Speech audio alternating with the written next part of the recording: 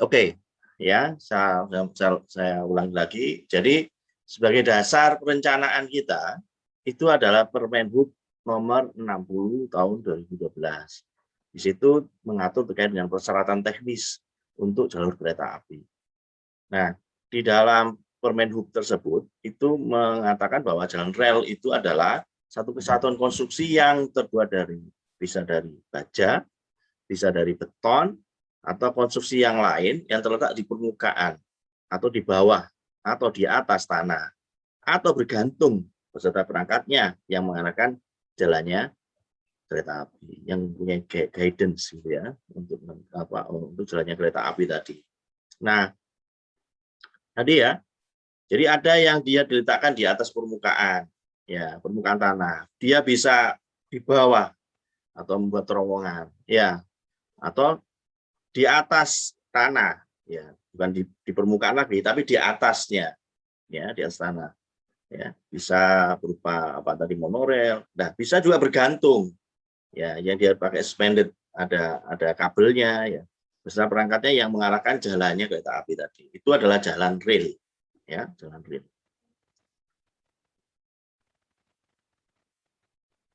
Nah ini ya, ini contohnya, ini konstruksi jalan rel yang di permukaan tanah, yang kemarin kita contohkan bahwa ini adalah teknologi rendah gitu ya, maksudnya tidak butuh satu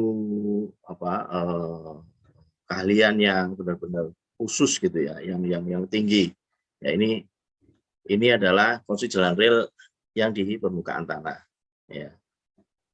Kemudian ini yang di bawah tanah. Ya, yang di bawah tanah ini ada membuat terowongan ke bawah ya, seperti MRT yang ada di Jakarta ya. Kemudian juga bisa ini ya yang dia di bawah tanah ya, buat terowongan. Nah, ini kalau ini tadi ini namanya ballasted track ya. Ya. Nah, kalau yang ini ballastless track atau dia pakai slab track, dia pakai beton ya, tidak pakai balas. Ya, atau balasnya itu pakai beton ini. Ya, ada beton cor-coran. Ya, ini dia berada di terowongan. Ya. Yang teknologi ini yang mungkin kita masih belum, terutama yang untuk high speed train, ya high speed train. Jadi untuk kecepatan kereta bisa sampai 400, ya 435 kalau maglev itu bisa sampai 435. Shinkansen juga 300, sekitar 300 km per jam. Jadi kalau maglev itu kan berarti sama seperti setengahnya kecepatan pesawat ya. Pesawat kalau di udara itu bisa sampai 800. Ya. Kalau Concorde itu bisa sampai 1.200. Ya, pesawat Concorde itu melebihi kecepatan suara. Suara itu kan sekitar 1.000. Ya. Nah ini kalau kereta cepat itu bisa sampai 400 km per jam. Nah nanti ini sudah ada, maksudnya sudah mulai dibangun ya, yang kereta api cepat antara Bandung Jakarta. Nanti mungkin ya Jakarta, Bandung, Cirebon, Semarang sampai Surabaya. Nah ini yang dia di bawah tanah, Kalau jalan rel itu kebanyakan memang dia membuat terowongan ya kalau melintasi daerah pegunungan terutama. Beda kalau dengan jalan. Jalan itu masih dia dengan kemiringan 4% atau 3 atau 5% masih bisa. Ya. Jalan tol itu 3%. Ya. Kalau 3-4% ya. Kalau ini jalan rel itu 1%, maksimal 2%, ya 2 per mil, 1 per mil biasanya. Nah 1% itu kan kalau dia melewati daerah berbukit gitu aja ya atau pegunungan itu ya harus nembus gitu ya terowongan ya buat terowongan. Nah kita itu sudah bisa sebenarnya ya buat seperti ini, tinggal alih teknologi. Makanya ketika nanti teknologi dari Cina itu masuk ke Indonesia, kita mencoba untuk bagaimana belajar sama-sama gitu ya. Nah, dan kesempatanmu itu terbuka luas ya, karena pembangunan jalan rel di Indonesia itu saat ini masih hanya terfokus di Pulau Jawa saja ya. Pulau Jawa itu sudah banyak jalur relnya ya, maksudnya dia peningkatan gitu ya sistemnya, bukan bangun baru. Nah yang di luar Jawa itu terutama di Sumatera ya, Sumatera itu bangun jalan relnya banyak nanti ya jaringannya. Di Kalimantan, Trans Kalimantan masih belum ada. Yang sekarang dibangun baru di mana itu Sulawesi Parepare dengan 1435. Kalau di Jawa atau di sebagian Sumatera ya yang sudah terbangun itu 106 apa 167 ya. Nah, kalau yang baru itu 1435 sudah. Kereta api cepat itu enggak bisa 1067 yang sekarang ini. Dia harus 1435. 1435 itu jarak ininya ya, jarak spurnya ini. Spurnya. Jarak apa ya? Dari apa ini? Kepala rel ya, yang bagian dalam ke kepala rel bagian dalam sisi yang lainnya, misalnya ini sisi kanan, sisi kiri, jaraknya itu 1435 atau kita ngomongnya 1435. Kalau yang sekarang yang di Jawa itu kebanyakan 1067. Yang sekarang mau dibangun itu 1435. Nah, di Jawa kalau mau membangun itu menjadi 1435 itu harus merubah semua, ya, merubah semua, baik apa ini bantalannya, ya, kemudian harus membuat penambat relnya itu juga, terus menambah lebar untuk balasnya dan seterusnya. Ya, jadi mengubah semua. Nah, itu tidak mungkin. Yang ada adalah meningkatkan aja. Nah, tapi yang rencana mau pembangunan untuk kereta api cepat, ya, itu harus dirubah terpaksa. Ya, nantinya harus dirubah atau ditingkatkan, ya, yang di Jawa. Yang kereta api cepat antara Jakarta sampai Surabaya. Nah, ini yang di bawah tanah ya. Nah, ini yang untuk konstruksi jalan rel di atas tanah. Nah, kalau di atas tanah ini bisa penggeraknya ini guidance-nya itu bisa pakai ban, ya, ban karet, ada ban karet bisa modelnya. Ini monorail, ya, monorail. Atau yang menggantung, gitu ya, di atas tanah tapi menggantung seperti ini, ya, ini menggantung. Kemudian, nah, yang ini dia jalan rel untuk tram, ya, yang dia ada di jalan raya. Ini juga relnya atau bentuk untuk ya relnya ini beda ya dengan yang jalan rel biasanya. Biasanya kalau jalan rel tram untuk yang tram begini kelas jalan relnya kelas jalan rel 5. Ya ini ya. Ini groove rail namanya ya, groove rail. Jadi ini dia di paved track ya. Di perkerasan jalan. Ya pakai groove rail seperti ini ya. Jadi tidak ada bantalannya dan seterusnya ya. Tapi memang ini untuk kecepatan yang rendah atau kereta api perkotaan ya, untuk kereta perkotaan, untuk urban. Nah, ini juga ya, ini grass track, green track ya, di atas rumput ya, ada rumputnya. Yang rencana tramnya Surabaya itu dibuat begini. Ketika melewati daerah di Darmo ya, Darmo itu bentuknya ada grass track begini. Ya, dia di tengah di mediannya. Kemudian itu dulunya, tapi tidak jadi ya, diganti bis Surabaya. Ya, kemudian ini yang masih track bergabung dengan jalan raya ya, ini juga sama. Nah, ini untuk guided track yang udah karet tadi ya, untuk people mover ya, yang ada di LRT di Singapura. Ini di Singapura. Kita punya gini lah, bagus ya. Nah, oke, sampai sini ada pertanyaan? Ada pertanyaan? Oke, saya lanjutkan ya. Nah, untuk konstruksi jalan rel sendiri itu dibagi dua ya. Ada ballasted track, ada ballastless track atau slab track ya. Kalau slab track ini berarti di bawahnya balasnya itu berupa beton cor ya, seperti ini. Ini tipikal potongan melintangnya untuk terowongan yang ada. Jadi ballast track itu bisa juga ada di lokasi abutment jembatan bisa, ya abutment jembatan. Nah kalau yang ini ballasted track, ya ballasted track dengan menggunakan balas, ya sebagai lapisan fondasinya. Ya, ada rail, kemudian ada night railnya, ya atau fasteningnya. Kemudian ini ada bantalannya, ya bisa monoblok, bisa baja, bisa kayu, tapi semuanya sekarang sudah pakai beton, ya monoblok seperti ini. Kemudian ada balas di bawahnya yang berupa krecak, ya batu pecah, ya.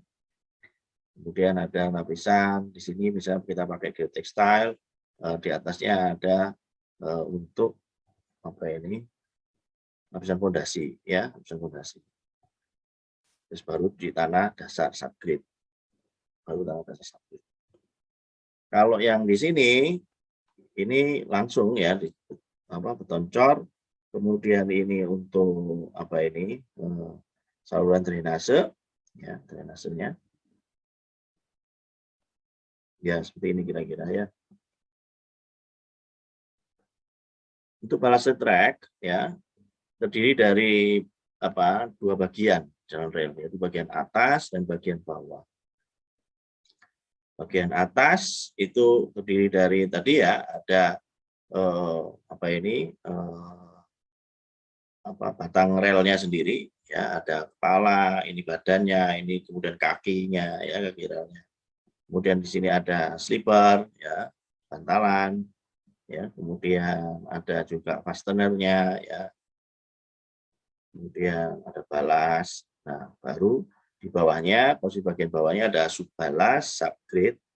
Ya subgrade ini bisa Anda pakai selected material, ya dengan kekuatan CBR lebih dari 5%. Ya, ada subgrade layer 1, layer 2, gitu ya. Dan konstruksi dari jalan rel ini harus di atasnya muka air banjir tertinggi 50 tahunan biasanya. Kalau Pak Umburo itu bahkan mungkin 100 tahunan kalau ngomongnya gitu ya. Jadi bisa tinggi. Jalan mestinya juga sama. Anda tahu jalan tol yang kemarin yang dibangun kemudian dia sempat banjir viral itu ya. Itu karena ternyata didesain tidak dengan tadi ya banjir tahunan hanya 10 tahun atau 30 tahun. Harusnya 50 tahun. Bahkan kalau 100 tahun harus diperhitungkan. Karena begitu terjadi banjir tahunan yang 50 tahun, 100 tahun ya banjir. Ya, kemarin itu viral itu. Ya. Apalagi ternyata di bawahnya itu konstruksinya itu kan dia timbunan. Ya, ada beberapa yang tidak disediakan gorong-gorong. Ya sudah, ya banjir. Banjirnya bisa berakibat pada kanan kirinya. Maksudnya kalau misalnya di kanan kirinya itu dia di timbunan begini, ada kanan kirinya itu daerah pemukiman, ya kembang di situ atau menggenang di situ. Tidak bisa lari. Awalnya dulu tidak ada sesuatu yang membatasi tadi. Ini kemudian ada pembatasnya, ada batannya. Air dia misalnya dia harusnya ngalir ke sana ke nggak bisa ngalir, ya. Nah, yang terjadi akhirnya banjir. Jalan rel juga seperti itu, ya. Harus dia di atas muka air banjir, ya. Tapi di beberapa lokasi mungkin diberikan semacam kalau misalnya memang di Tenggarai ada potensi banjir ya di lokasi itu. Biasanya potensi banjir itu kalau lokasinya dia rendah, ya rendah kondisi permukaan tanah di sekitarnya, sehingga dia nanti bisa di cekungan gitu dia akan banjir. Ya, nih. Kemudian ini adalah penampang melintang jalan rel ya, ballasted track-nya. Ya, penampang melintangnya ini ada nilai K1, K2, dan C, A, B, dan seterusnya. Ini nanti bisa Anda lihat di persyaratan teknisnya ini ya. Ada besarannya di tabel ya. Untuk lebar jalan rel 1067 itu berapa, K2-nya, K1-nya, ya. Ya kita ngikuti itu aja. Ngikuti itu. Tinggal menyesuaikan dengan elevasinya gitu ya. Menyesuaikan dengan elevasinya juga. Jadi K1, K2 yang ada di tabel itu adalah lebar minimal. Yang lebar minimal yang ada di lapangan. Komponen jalan rel itu ada badan jalan rel, ya. Kemudian ada sabalas yang tadi ya, sabalas itu di bawahnya balas. Ini balas, ini badan relnya ini, sabalasnya itu bisa di bawahnya ini, ya, D2 ini. Kemudian ada balas, ya, kemudian bantalan, alat penambat, rel dan wesel. Wesel itu kalau ada persimpangan atau persilangan atau merging itu penyatuan, penyatuan jalan rel. Nah itu pakai wesel, ada wesel. Jadi ada, nah ini yang juga sama tadi ya. Nah ini tadi ya tabelnya itu ya, ada K1, K2, kelas jalan relnya. Nah kelas jalan rel ini atau ditentukan dari V max-nya atau V desainnya maksimum 120 km/jam, 110 dan seterusnya. Sayangnya masih belum ada peraturan menteri yang terkait dengan kereta cepat ya, kereta cepat. Misalnya Vmax-nya bisa sampai 350 atau 400 misal gitu ya, 350 misal gitu. Nah itu berapa D1B-nya dan seterusnya itu. Tentunya kita akan, jadi gini, kalau pada saat kita mendesain itu tidak ada di peraturan, maka kita pakai standar perencanaan yang ada. Standar perencanaan itu bisa kita dapatkan dari standar perencanaan dari luar negeri, ya, atau buku-buku standar perencanaan, misal dari ASTO, ya, FAA, ya. Kemudian kalau untuk jalan rel itu ya ada beberapa gitu ya, yang kita bisa acu gitu ya. Baru, jadi kalau peraturannya tidak ada, kita pakai standar perencanaan, ya, yang umum digunakan secara internasional, ya.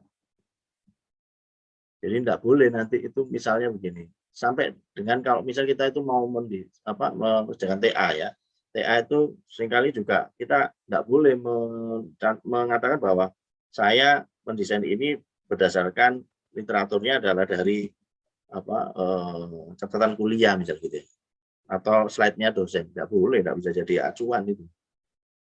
Maksudnya itu bukan ya, acuannya itu adalah bukunya itu, ya, yang dipakai. ASTO kah, FAA kah, atau yang lain. Ya, kalau misalnya Labuan Pians, ya. Nah, ini untuk acuan teknisnya itu terdiri dari ada 3 ya. Saya sudah lampirkan di My ITS Classroom, Anda bisa download atau di Anda browsing sendiri juga bisa ya. PM36 tahun 2011 terkait dengan persimpangan atau perpotongan ya, persimpangan antara jalur kereta api dengan bangunan lain. Nah, ini diatur di PM 36 2011. Kemudian persyaratan teknisnya PM 60 2012. Nah, PM 78 2014 itu terkait dengan standar biaya di lingkungan Kementerian Perhubungan. Tentunya untuk membuat RAB itu acuannya ya dari sini, ya, harus dari standar biaya di lingkungan Kementerian Perhubungan. Ya, nanti di situ apa saja, misalnya kereta api, jalan kereta api, misalnya terkait dengan bandara, terkait dengan jalan, ya. Nanti misalnya di situ ada indeks kemahalan, ya. Tabel indeks kemahalan itu bisa kita pakai ya. Kalau misalnya Jakarta sebagai indeks 1 misalnya gitu ya. Mungkin di Surabaya, Jawa Timur bisa beda, tergantung nilai indeks kemahalannya tadi. Ya. Kemudian juga standar spesifikasi teknis dan rel, sipil jembatan dan bangunan kereta api di Kemenhub. Ini sebagai acuan untuk pembangunan konstruksi jalan rel. Jenis pekerjaan konstruksi jalan rel, ada pembangunan jalan kereta api, ya, pembangunan jembatan, kemudian penggantian bantalan, ya, penggantian rel, ya, ini dengan peningkatan ya. Penggantian itu berarti peningkatan ya. Kalau pembangunan berarti bangun baru. ya. Nah, kalau peningkatan, penggantian bantalan, penggantian rel, pengerjaan balas, ya, balas itu bisa ditambahkan gitu kalau misalnya dia terjadi apa itu ambles ya, maka harus ditambahkan, ada penambahan. Kemudian di listring, tamping, dipadatkan. Ya, listring itu nanti ya sama seperti dipadatkan begitu. Ya, listring itu di list itu dibuat membentuk sudut ya, sudut. Ya, tamping dipadatkan. Kemudian penataan emplasmen yang ada di kereta. Jadi di stasiun terutama ya, ada emplasmen. Emplasmen itu terdiri dari beberapa jalur rel beserta beselnya ya, itu ditata. Kemudian pekerjaan perlintasan, kalau misalnya perlintasan dengan jalan raya itu bagaimana pekerjaannya? Nanti kita akan bahas. Nah, istilah yang dipakai untuk pekerjaan konstruksi jalan rel itu ada namanya ruang bebas. Ruang bebas ini memang ruang yang di atas jalan rel yang harus bebas dari segala rintangan. Jadi tidak boleh ada bangunan lain gitu ya, melintang yang ada di bangunan itu. Dia di ruang bebas itu. Jadi dia harus benar-benar bebas dari benda penghalang yang disediakan untuk lalu lintas rangkaian kereta api. Nanti kita lihat ya ruang bebas itu apa. Kemudian ada window time. Nah, window time. Nanti kita akan juga bahas bagaimana cara menentukan interval waktu yang terlama antara satu kereta dengan kereta api berikutnya. Kemudian ada task path, pembatas kecepatan. Ya. Jadi kalau misalnya kita mau melakukan perbaikan misalnya gitu ya, maka harus dipasang rambu ya, atau task path ini ya, pembatas kecepatan. Kemudian juga dipasang rambu atau kita sebutnya semboyan ya, sebuah kereta api adalah pesan tanda memiliki arti fungsi yang memberikan isyarat berupa semboyan. Jadi misalnya di situ ada pekerjaan jalan rel gitu ya, atau relnya itu baru selesai dikerjakan gitu. Kan itu tidak bisa langsung dilewati dengan kecepatan tinggi ya. Biasanya lewat di situ sampai 80 km per jam sampai 100 km.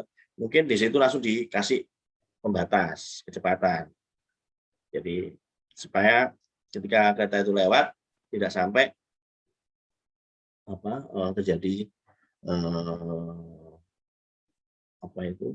ambles dan seterusnya ya. Misalnya begitu, atau ya lokasi yang dimana di situ ditengarai terjadi kerusakan misalnya gitu ya, harus dipasang task path atau semboyan ya, marka. Kalau di jalan itu namanya rambu dan marka ya.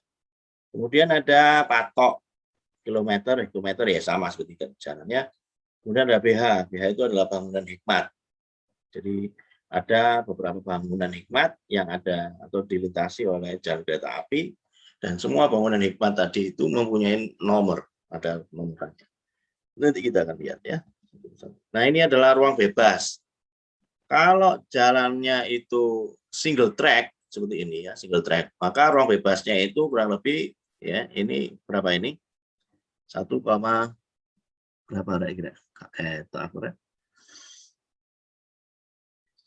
Mata tua ya. 95 ya. 950 ya, atau ya 1,950 kali 2 ya Mas ya. Jadi ini adalah lebarnya, lebar ruang bebasnya ya. Jadi tidak boleh ada misalnya di situ ada bangunan, misalnya ada rumah atau apa nih. Kan seringkali kalau kita lihat dulu ya, dulu itu jalur kereta api itu kan seakan-akan jalur yang tidak bertuan, seakan-akan ya. Sehingga seringkali di situ kumuh, ya, daerah kumuh. Ya, nah itu kemudian banyak bangunan yang di situ. Nah itu tidak boleh kalau untuk kereta api regional itu harus benar-benar dibatasi kegiatan yang ada di sini karena sangat berbahaya. Ya, ini kira-kira batasnya ya. Kemudian sampai di atas itu nanti terkait dengan utilitas atau terkait dengan kalau misalnya dia pakai listrik misalnya gitu ya, dia harus ada kabelnya dan seterusnya. Maka ini bisa sampai seperti ini ya, 1,95 lebarnya, kemudian apa ini berapa ini 6 plus 6,2 ya atas atasnya ya. Nah kemudian itu kalau single track. Kalau double track bagaimana?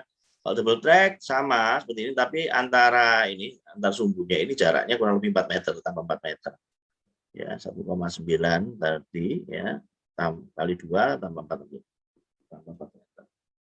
Itu adalah ruang bebas yang ada di jalan kereta api atau jalur kereta api.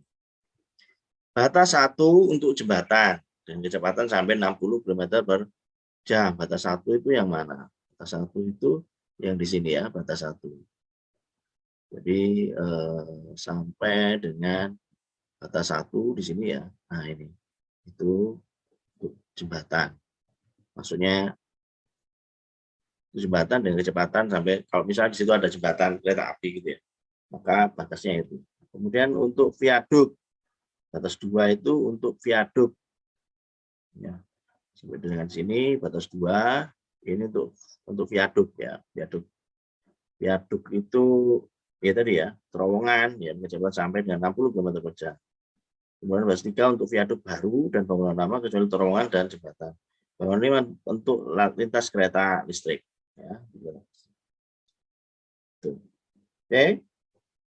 Sampai sini ada pertanyaan untuk ruang bebas dan sebelumnya tadi.